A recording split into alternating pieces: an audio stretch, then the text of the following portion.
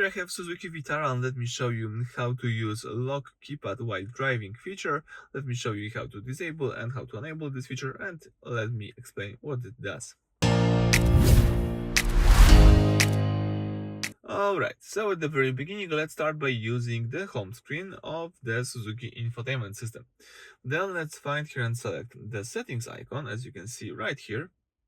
Then all you need to do is find and select the following feature: Lock Keypad While Driving.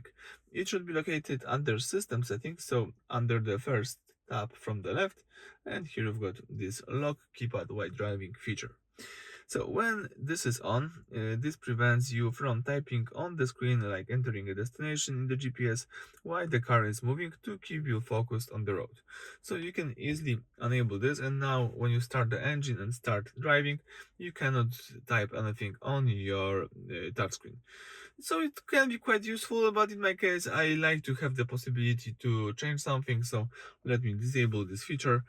And that's it for this video. Thank you for watching. Please subscribe to our channel and leave thumbs up.